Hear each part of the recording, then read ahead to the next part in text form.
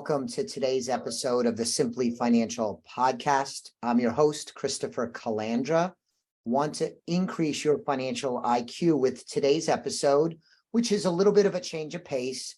Regular listeners and people that know me outside of the show can appreciate that I am an avid book reader, love to talk about books. I recommend books, mail them off to people that I think might be interested in a title. So today's episode, I brought on a guest, Heather Ogle, to talk about some books. She's an avid reader herself. When you look at her profile online, she's a professional trainer and works in the tech industry. And she knows the importance of continual learning, and she always has a nose in a book. So it seems like she and I will have a great conversation. I've been really looking forward to this. So Heather, thanks for joining me today. Thank you for having me, Chris. I'm so excited. So let's dig in a little bit. I'm really curious because I think you and I have some overlap, but maybe not too much. Let's just do background-wise. You're a professional trainer, and as I said, a regular reader. How many books do you typically read in a year? Like in 2023, for example, how many books you think you'll read? Oh, goodness. I like to keep my expectations manageable. You know, there are so many other things that I'm already reading for work and I have small children. So I'm going to say I aim for a book a month, realistically. And then I know that I'm probably going to exceed that. I mean, we're in May, and I've already read 6 books, which puts me on track to beat that. And then I feel great that I'm ahead of my schedule. I would love to read more, like 2 books a month, but I try not to set that expectation too high because then it really takes the joy out of the reading for me, because then it feels like pressure and work and not fun. Yes. So you don't say I'm going to read 20 books in a year, and this way you have to be stressed out if you're falling behind because there's other important priorities in your life. I feel like guilt it can be an excellent motivator to not do things. So just try to keep it light and fun and organic, and pick up the things that are interesting or relevant to what I'm doing at that moment. Do you read, Heather, all of your books in the written format, or do you listen to some books and or use a Kindle or some other reader system? Oh, goodness. If it was up to me, I would stick with a good old-fashioned book every time. There's nothing like just the weight. It's an experience, right? You pick up a book and there's a weight and there's a feel of the page and the dust jacket on the cover, of the book. So if that was the way I could every time, I would. Unfortunately, things are just so busy. I feel like there's just not enough minutes in the day. So often I end up putting in my earbuds, listening to something on Audible, or, that is the best way for me to be able to get some of the, everyday life stuff. I can do my dishes and do my laundry. And it also makes those tasks go faster because, face it, nobody likes doing those things. But if my mind is busy taking in something that allows me to be outside of the thing that I'm actually doing, it's nice. And I seem to absorb it better sometimes, not better than a book in my hand, but I think I am more successful reading or hearing a book over my headphones when I am actually doing something that I don't like doing because I really concentrate on it at that point. Yeah. Do you use a Kindle at all, or just you either listen to the book, consume it that way, or the traditional written? I read on my iPad sometimes. Okay. It is not my preferred because it seems really to pale in comparison to actually holding a book. Yeah, I can't do it. It's the glare. Maybe it's because I spend so much time in front of a computer anyways, that additional screen time feels like too much, but it isn't out of the question. I am much the same with you. I love the book, obviously the written book. I do really, really enjoy listening to books, especially like on a long hike, on a plane, or on a long car ride, especially if I'm my own. I could get lost in a book listening in the same way I could get lost in a book, just sitting on my couch at home. So it's a great pairing. What are some of the really good titles, Heather, that you've read recently? What are some of the books that have really struck a note with you? I have really been up to my eyeballs in all things management lately. So I've been reading a lot of business development books, leadership books, coaching, management. But I think, and also on the other side, parenting. I have small children. I have wonderful, vibrant little girls, but they are so damn smart. Oops, sorry. Yeah. And sometimes that leaves me at a loss for how to handle some of the things that are happening or coming up, the behaviors that they might be having and growing through in phases. So I also read a lot of parenting books. I think the favorite book that I am almost done reading at this point is Maybe You Should Talk to Someone by Lori Gottlieb. She published it back in 2019, so I'm always a little behind the times, it feels like. But it's about a therapist kind of processing her own journey as she's also seeing patients, and it really normalizes that mental health. And it's interesting to hear from the other side of the couch, so to say. So Yeah. I have been enjoying it. I'm this close to finishing, but I'm not all the way through yet. But that's probably my favorite. And I think when you and I first met, I was in the middle of reading Bluefishing by Steve Sims. That one was not a book that I picked for myself. It was a gift, but nonetheless, it was something that I found pieces to identify with, and I've enjoyed it. And I think just the inspiration of embracing new opportunities was really helpful. So that's something that has been pushing me, I think, a little bit out of my comfort zone, actually bringing me to speaking with you today. Yeah. And so this binge that you've been on with, business leadership, management, do these two books fall into that category? It sounds like maybe you should talk to someone is outside of that box, if you will. It But is. Bluefishing sounds like it is. Any business books? This is a financial show. Any of these business leadership management type books that are worth mentioning? Oh my goodness. So I think one of my favorites has probably been Radical Candor by Kim Scott. Again, another one that was published a few years ago, and she's got multiple books in that leadership area. But it's really humanizing to think of leadership in the way that she describes it. It's not, I think a lot of organizations struggle with top-down communication and being authentic and treating people as the human beings that they are. And if nothing else, I feel the epidemic has really exacerbated the need for us to be more human and more direct and compassionate while still getting things done. So I think a lot of that book resonated with me in that you can be direct, but also kind, and that letting people go off too far in the wrong direction out of kindness is not actually helpful at all. So there's a fine balance. And I think she does a good job of painting what that looks like from both sides, being too empathetic, too kind, or too direct, and that happy medium that's really in between. And this Radical Candor, has it, do you find yourself taking tips from you got in the book in your business life as a professional trainer? Yeah, absolutely. I think a lot of the time, or especially as a trainer, or I do learning and development. I'm kind of all over the place. So people speak to me candidly a lot about the things that they're experiencing with their management above them or the career blocks that they may be encountering. And often I have to remind myself that I have to take that step back and just allow them to get the words out of their mouth instead of just jumping to solving it. It's not kind to jump in and solve someone's problem. They're not always looking for an answer. And 9 times out of 10, they probably already know the answer. They're just looking for someone else to confirm that for themselves. So I think a lot of what I appreciated about the way Kim Scott talks about things is validating it, that it's okay to feel these feelings. It's okay to question the authority, the moment, the situation that you're in, but directing people to look at it from a different perspective and being kind in that. So I think she uses one of my favorite ones in the book that she uses, and it comes relatively early in the book. She was out walking her dog, and they get to a street corner, and the dog tries to kind of continue off into traffic, and she doesn't take authority in that moment and sit the dog down and make the dog listen. And the passerby at the corner turns around and immediately disciplines the dog, tells him to sit, and he looks at her and says, being clear, or I think it's being clear is being kind. So that is probably for me one of the most effective things that comes into my mind when I'm speaking to someone. It makes me more conscious of my word choice when someone is encountering something at work that is sensitive.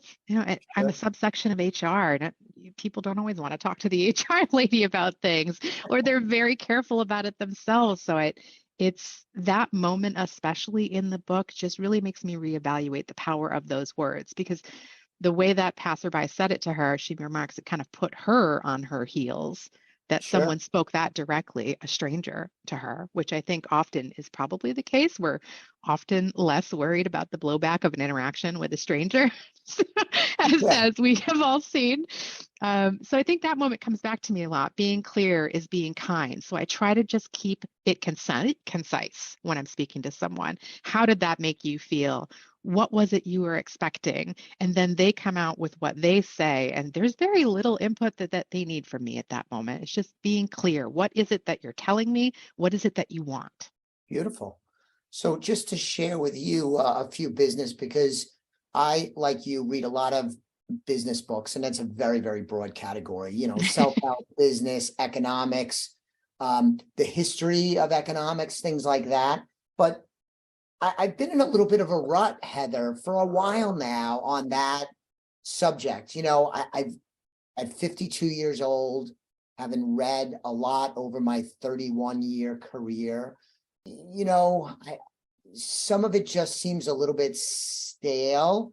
So I've kind of shied away. I've been a little bit more creative, if you will, in the outlets for that. So one of the books that I read is, like you, not a new book. It's Thou Shalt Prosper by Daniel Lapin, who is a rabbi, Jewish faith. I am Roman Catholic. I was raised Roman Catholic. I'm a Roman Catholic. And it was an interesting book because it talks a little bit about Jewish principles of money, from the Torah, from the Bible, from just the history of the Jewish community. And, it's a stereotype, but the Jewish community has tended to have financial success, and they have a reputation for that. And he traces what some of the origins of this are. They have a healthy relationship with money, for example, and it's an oversimplification, but if you'll allow me, it's kind of like, if you're making money and doing well, that means that you're serving and helping others. They go hand in hand. So they often don't have the guilt that some others might have when they have financial success and earn money or charge for something. They, in their faith or their ethos, find that to be a sign that you're helping people and serving. And so it talks a lot about that stuff. So it was very refreshing because I don't know much about Judaism, not being Jewish. So it was a neat read, and that's that creativity I'm talking about, because it's a little outside the box. You know what I mean? It is. It's a very interesting perspective, actually, or perspective, as I'm at the end of my day here, 2 o'clock always hits hard. But I think, and it's funny, recently I was having a conversation. My husband's also in the financial world, so we talk a lot about different motivation books that he may read in that area. And he mentions emotions and money being tied up together in a lot of ways. That is something that I think can be very cultural to where people come from, how they view money. I mean, I'm sure you work with so many different personality types. I could see where that book would be a really interesting perspective into a different way that people perceive money, how they talk about money. That's really interesting. I'm actually I might actually read that. Yeah. And then the other one I wanted to mention to you is Scott Galloway. I have a big fondness for. He has a podcast. It's called The Prof G. It's one of my favorite podcasts these days. He's an NYU, New York University professor. He's an expert in marketing and branding. And, his podcast is very refreshing. There's a few episodes a week. I check it out. He had this book, Adrift, America in 100 Charts. And it's not something you could listen to, right? Because it shows you a chart, and it might be something about, spending in the US or government spending over the last 40 years. And it gives you a chart, and you could see from the chart, you could get information, right? Because we learn through pictures as well as the written word. And then he'll have a short chapter and decipher what he is seeing in the chart and the meaning of it and why it's important. And it's a little bit of a different experience for a business book because it's showing you the chart and then reinforcing it with the words. Usually it's the other way around. You have a chapter and words, and then they might show you a graphic to reinforce it. This kind of inverts it. And it was, again, kind of that creative. It's a little bit different. And it was a neat read because of that. Very, very economics based. Interesting. Did you prefer, do you like that it had the charts in there before the words? Because I can imagine that someone who's living and breathing a lot of these concepts every day, that looking at a chart makes sense. But I'm curious about the reversal of that, how it actually feels to the reader. Because I've been in a bit of a rut, I did find it refreshing where there's no description. You get to a chapter and there's a chart. And you kind of look at the chart. And then you read his description of the chart. It's the opposite. Usually you would open up a chapter and the person would tell you their thoughts and then at the end show you. So I did like it. Do I think all books should be like that? I don't know, but it was definitely offbeat. And I did like it a lot, especially because philosophically, as much as I am a huge fan of Scott Galloway's right now, there are a lot of things that I don't necessarily agree with him on, especially politically. And it was a very rewarding read. I really enjoyed it. Actually, my kids had got it for me for my birthday. So that was a treat too. So yeah, I did like it. And it's a little bit of a different setup. Did you find yourself going back and forth between the paragraphs where he explained the charts and then back to the chart to look at it again? Or Yeah, definitely. So it's good. And I wanted to jump over to our conversation that kind of precipitated us getting together, because this is an episode, listeners, where I'm sort of scratching my itch. She and I had this fascinating, wide-ranging conversation about books. And I'm like, well, why don't I just, make a podcast episode out of it? I think you'll find value in it as a listener, but I'm also getting a lot of value out of it myself. We talked a lot about psychology. As a trainer, you've already described, you're working with people to help them. And my role, although very different in terms of financial planning and wealth building, a big part of my role is as a teacher to clients and work with individuals who all have their own idiosyncrasies, backgrounds, their own stories, weaknesses and strengths, and so on. We talked about these psychology books that I've been a fan of for a long time, that they're psychology, but less for psychology's sake in the clinical sense or the academic sense, but more how you could use for interpersonal communication with clients, with employees, spouses, friends, children, and so on. And we ran through some names. I think Bluefishing falls into that category, right, Heather? Yeah, a little bit for sure. It's about finding he has a business where he makes people's dreams come true, right? Their wildest desires, he finds a way to make them happen. And it's really all about getting another person to say yes to an opportunity, and how he digs in to each person's desire. Because they might say they want to, I don't know, go on stage. He uses a band for an example, which the name of the band is escaping me and it's going to kill me later. But is it the band? Is the opportunity to be with the band the thing that this person wants? So it's really about drilling down to the core of what someone says they want, what's underneath those words. And I think there was a lot of value in that. When people talk, many of the communications that we're making are not actually what we want.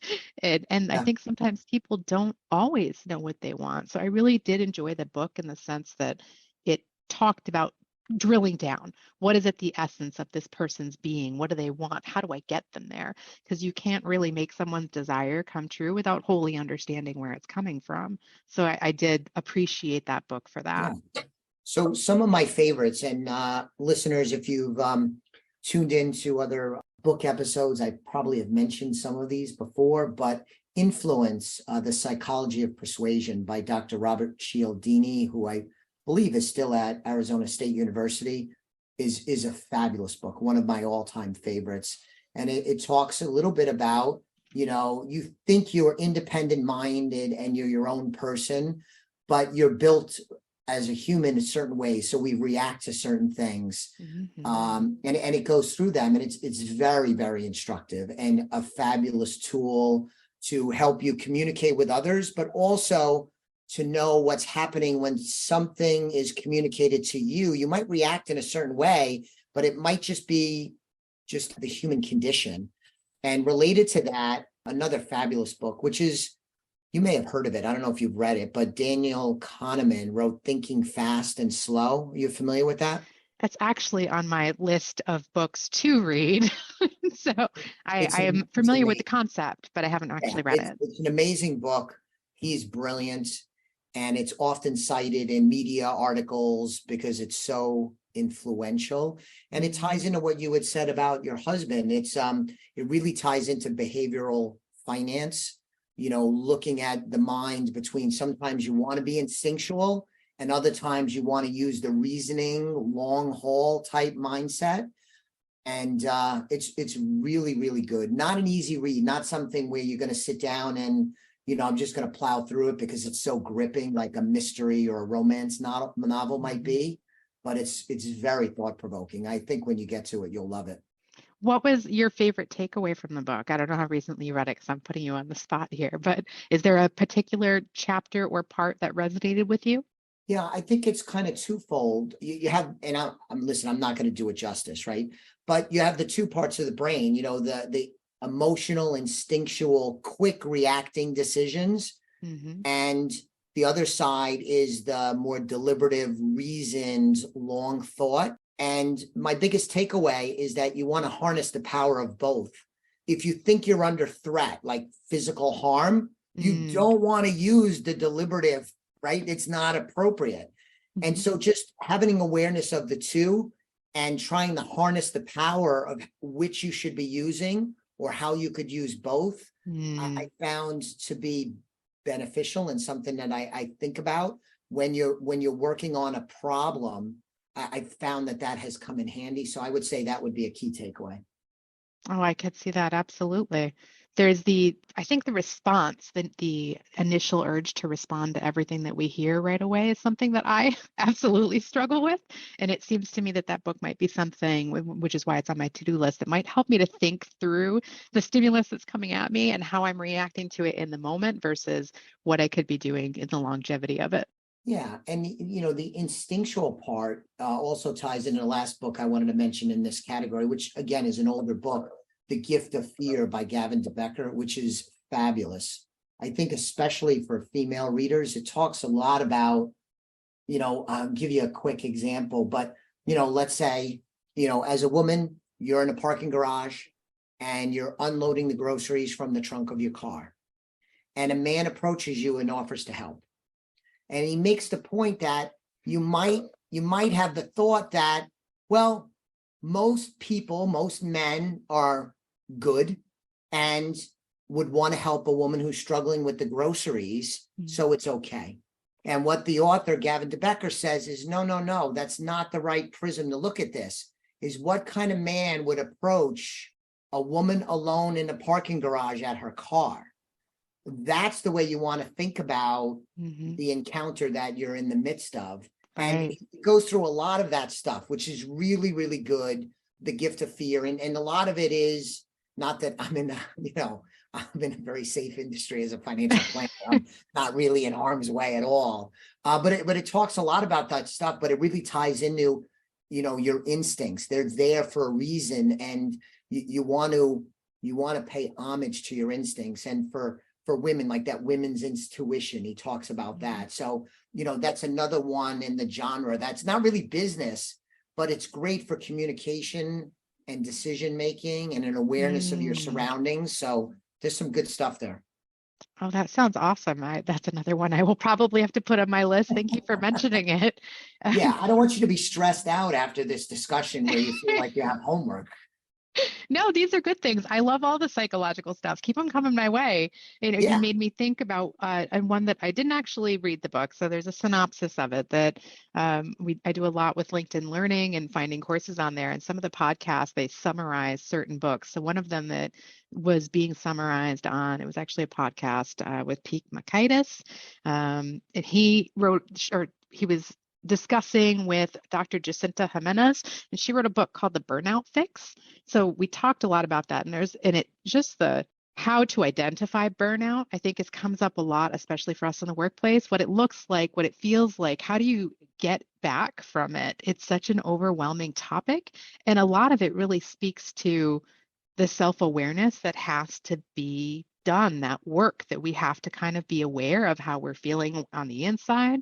And it connects to so many other books that I have read. Another one recently I read was Waking the Tiger, and that one was written by Peter Levine. It took me a second there, but that one is another psychological component. It's actually about trauma, how we process it, how to get rid of it. And I read it. It was not a business book, a business pick. It was something that I was working through personally at the time. And I didn't realize how much of that concept could really be brought into the workplace, as weirdly as it is. There's a chapter in the book where Peter talks about it takes from nature and animals, and how you don't really see traumatized animals in nature, despite some of the really horrific things that happens right in the chain of life, that the birth and death and everything that happens in between. He refers to, he uses a deer being chased by a predator, and how that deer or elk, they kind of, that fight, flight, or freeze that can happen, and how the animal will stop and kind of drop, and you'll see their bodies go stiff, and they kind of leave their bodies in that moment. So whatever's happening, they aren't really connected to on a physical or mental level. And in this circumstance, the predator had left the scene for whatever reason, and then this deer pops back up and literally shakes the entire body. And I don't know if you've ever watched National Geographic or anything like that, but you can then, especially the way that the author describes it, the tremors in each muscle, each strand that makes up that muscle, and how this animal, it just vibrates the intensity of the encounter off of them, and then just runs away like nothing happened. They go on to live their happy little deer life afterwards, right? And we as people, we don't do that. When something terrible happens to us, we tend to internalize it. And I think there's a lot of subconscious messages that are sent in the world that we can do hard things, which on the surface feels like it should be very empowering. And granted, it is.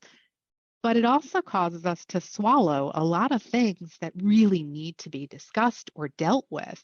And when we're not, they're getting crushed down in our bodies. And then something small that happens during the course of our day, say at work, you come into a meeting with someone who doesn't see things quite your way, and they disagree with you, and it becomes a personal attack. And you are right back in that moment of whatever trauma or stress that you're carrying around. It's still in your body, and then you're having this very emotional reaction to someone over a topic that probably doesn't require it. So I think that was one of the interesting parts of reading Waking the Tiger that was not a business development book. And some of the tools and methodologies that he gives as to the reader, or for me at the time was a listener, to deal with those emotional things that are sitting in our bodies on a molecular level, that the stress in our bodies has triggered. Dealing with that allows me to be a better person at work. It allows the people that I am coaching or talking with as a talent development coordinator, trying to recognize that there is moments outside of that moment that brought you to the tipping point, right? So a lot of these psychological books are so helpful in just helping address and acknowledge, and I think normalize. Every one of us has some kind of baggage, whether we are advertising it or not. We might be glossing it over. And this kind of goes back to my beginning of saying I really like the humanization in the professional world that's been happening. I think especially as we're remote and we are seeing maybe less contact in offices and more virtual, it's more important to be authentic about some of these experiences that we're having and not just shoving it down, because they don't just go away. All we're doing is forming a hard little diamond to throw at someone, and it's Yeah. just not going to end well for any of us, right? So Heather, tell me, most of the books we've talked about are serious business, self-help, that kind of thing. Any books that you've read recently that would fall well outside of that, that would be the classic reading for pleasure? And I know you and I get pleasure out of reading, even if it's a serious topic, but you know what I mean? Anything you could think of? I know I've already said maybe you should talk to someone by Lori Gottlieb, and it is serious. It is still, a therapist. that's not exactly a mystery or it's not a mystery, but it's actually quite funny. So I will say that even though it has a lot of serious themes in it and a lot of normalizing what mental health is, there are a lot of really funny moments where a chapter would come up, I'd be crying, and then just her frank discussion of these emotions and common themes that come up for everyone, the frank way that she embraces it is so down to earth and so relatable. It was really quite funny. So I will say that is also something that was a little different. Another book that I read just for funsies that I didn't think was going to be a serious book, and let me start. It was by Shelby Van Pelt. The book is called Remarkably Bright Creatures. And I would thought that, we were hearing a story about an octopus. And Marcellus is this octopus in the book. Actually, I don't think it's an octopus. I think it's a squid. I'm sorry. My marine life kingdom is not sitting well with me at the moment. But the book is told in narrative from Marcellus's view. So I picked it up thinking, well, gee, who can write an entire book about a squid and its life in this aquarium? It's a little out of the ordinary. So I picked it up and started reading it. It's actually not solely about Marcellus. There's a character, Tova, who has lived a life of loss. So I know this is not funny, but this does not sound like lighthearted so far. Right. It didn't feel like it would be either. I didn't pick it up because I thought it had anything to do with loss, but the character Marcellus, the squid, he tells his life's tale, how he got into this aquarium and what his lifespan is supposed to be expected of. And he has a very, very dry sense of humor. So you might appreciate some of this, I feel. His views on humans outside of his tank and the way that he manipulates them, I guess I will say, into giving him attention or not giving him attention from his view in the tank. And he develops this relationship that is quite surprising with Tova, who is the caretaker, the cleaner at nights for the aquarium. And she finds herself talking to him and sharing her life. So it's not an overall funny book and does, again, have serious themes, but it was a beautiful balance of taking something, what is it, when you anamorphize something and you take an animal and make it have human characteristics. And the author does a really wonderful job of taking what could potentially be just a weird concept and really growing a beautiful relationship. By the end of the story, as much as Marcellus is kind of a jerk in the beginning, at the end, you are so connected with this sea life animal, and also wrapped up with Tova's story and how he helps her ultimately at the end. So that was really an uplifting story and helping both of them manage these big transitions in life that they were encountering, and that strength doesn't come from blocking things up, but from sharing, from processing. And so again, didn't pick up the book for that reason. I have to check that out. And so at the beginning of the discussion, you mentioned that you're close to finishing a book. So what's next? What are some of the books that you are looking forward to reading over the next few weeks and months? I actually was eyeballing my recent purchase on Audible. It was Trevor Noah, Born a Crime, off of The Daily Show. He just recently retired and he left on a high note. And then this is his autobiography of his life and where he came from. So I'm really interested to hear from his point of view, his life story, because was not aware of his background at all. I just happened to be catching him and seeing his sound bites, and he has a really lovely way of looking at things, and he's quite funny. So I think that if reading something by someone that I have seen in person, so to say, and their body and the voice, and being able to hear his life experience kind of in my head as his voice, that's probably my next one. And also Adam Grant has Think Again, which is another one that's on my list. Adam Grant is great. Right? Another one of those psychological books. I'm really excited to read that one. So I think that one, and then you said Thinking Fast and Slow. Those three are my next to-dos. Very good. So on my homework list, listeners, is I'm going to read Chip War by Chris Miller. That's technology business book about the geopolitical economic landscape with chips, because they power everything: phones, laptops, satellites, on. And this contest between the US and China primarily. Another book that I want to read is Wes Moore's The Work, Search for, I'm going to screw up the title here. So the title is The Work, My Search for Life That Matters by Wes Moore. I don't know if you're familiar with him. He was recently elected governor of Maryland. But back 2017, 2018, he wrote a book called The Other Wes Moore. So Wes Moore grows up in Baltimore, tough upbringing, single mom, a lot of prison, gang activity, violence, early deaths, drugs, all the things you could think of. But Wes Moore somehow has a few things break his way. He goes into the military, gets a college degree, becomes a Rhodes Scholar, becomes successful, right? Mm-hmm. The day that his local paper puts in that he was awarded a Rhodes Scholar, there's another article about another Wes Moore from Baltimore that gets convicted of, I think, murder and life in prison. So the Wes Moore, the successful Wes Moore, goes and tries to figure out how this other Wes Moore, who grew up in the same neighborhood, similar background, ends up with the worst outcome, being a criminal, killing somebody and ending up in prison. So it's a fabulous human interest book. So, you know, I read the book. It's a great book. I've recommended it to a ton of people, but he wrote this second book, which I really want to read. And also I found out recently, I live in the Northeast, that he's now the governor of Maryland. So seems pretty cool. So I want to tackle that book. That sounds really interesting. That's one of the things that draws me to reading, is the perspectives that you can get from other people. I think it's a fascinating idea that someone grows up in the same area as you, given roughly the same circumstances, and then how different those two paths can diverge. Divergent of fortunes. It's amazing. And, you know, I think everyone can appreciate how, you know, few things happen here or there could drastically change the outcome of your life. And some of it's within your control. Mm-hmm. Some of it's luck, some of it's faith. If you believe in God, it's the hand of God.